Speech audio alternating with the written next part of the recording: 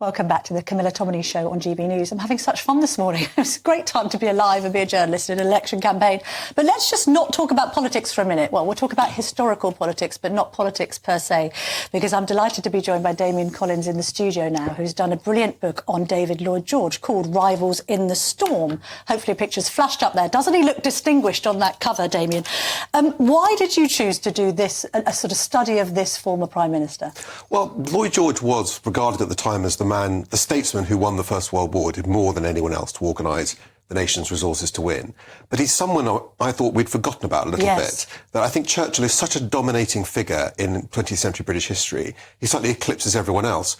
But Churchill himself looked to Lloyd George for inspiration and influence for his own wartime leadership. So I wanted to revisit Lloyd George and get beyond the caricature of him. I think that's really interesting because obviously we're going to be commemorating the 80th anniversary of D-Day and there'll be lots of talk about Churchill. And something I learnt from your book is this idea of I didn't quite realise the conflict that existed between Lloyd George and the military at the time. And it was only when Lloyd George insisted that the Allied offensive came together under one roof and had one leadership that actually the Allies ended up winning the First World War. Is that right? Well, that's right. That's right. I mean, Lloyd George fought for sort of three key things. One was to revolutionise the production of munitions for war on a scale that had never been envisaged, creating new factories to do it, pushing forward conscription, bringing forward the United Command, which we had in the Second World War. Lots of things in the Second World War we started with straight away were things that Lloyd George had fought to achieve during the First World War. So they were very substantial reforms. And Churchill himself, looked back and talked about looking back at the record of Lloyd George and what they could learn from the trial and error of the First World War, because he had to invent really modern government on the go in the middle of a world war. When we look back at Passchendaele and some of the horrors of the trenches, would that then explain why later in life Lloyd George was an appeaser in the 1930s? Did he just think never again? Well, I think a lot of people who went through that experience in the First World War wanted to do anything they could to avoid it. And they made mistakes then in the 30s in failing to realise that Nazi Germany was a very different sort of threat. But during the First World War, what Lloyd George's concern is that the general's strategy for winning just seems to be attrition. Just pushing more men into the front against the Germans, and eventually they will wear them down. And Lloyd George was always looking for a different strategy, a way around that would be more effective, that would save more lives. And that's why he challenged the generals and wanted one general in command of both the British and the French army so that they worked together more effectively. And I think that was a decisive factor. Do you think he was psychologically damaged by 1914 to 18, just in terms of it being so horrific, involving so many dead, and I suppose, the nature in which those soldiers had to fight that war, and thinking back to the trenches, it was absolutely horrendous. Well, I think there's one strong strain in his character that I think comes through his leadership in that period of time, which was that he was never a great respecter of experts, institutions, generals, dukes, people in authority.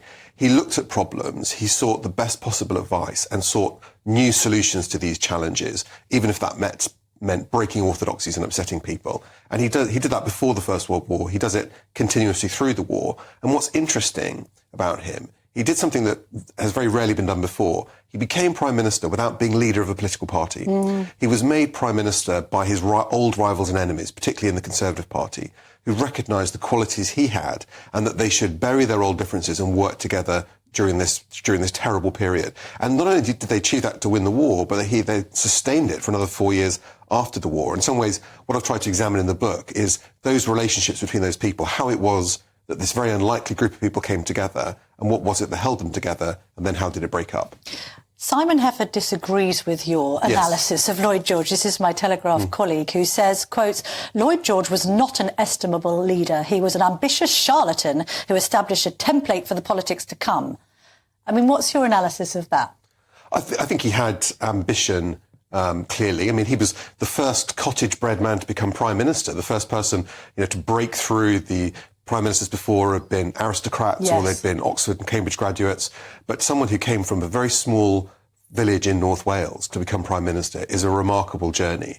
And he was prepared to do things that people hadn't done before, to, as I said, break orthodoxies, challenge experts. He once complained about government that there are too many experts in the departments, and when you get rid of the experts... Sounds like Michael Gove. Well, exactly. You get rid of the experts, put one man in charge, and things start to happen.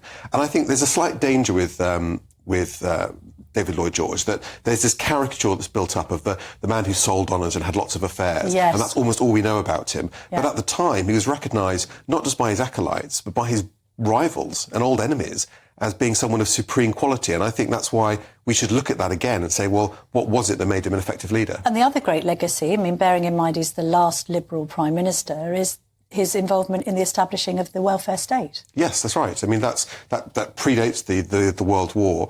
I thought what was interesting is William Beveridge, who many people will regard as one of the architects of Yes. the health service, as a young civil servant, worked for Lloyd George in the Ministry of Munitions. He attracted some of the brightest and ablest people.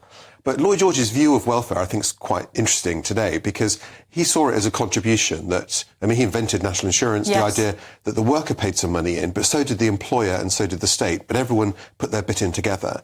And it was there to stop people falling into destitution. If someone was temporarily out of work or they had an injury and needed time off, that they needed to have a little bit of support. He also, after the war, creates the first ever Ministry of Health.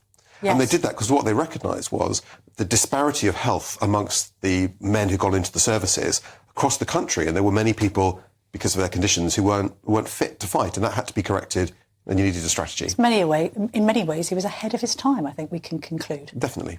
Thank you very much indeed for talking us through that, Damian Collins. Rivals in the Storm is the name of the book, if you would like to read up on David Lloyd George.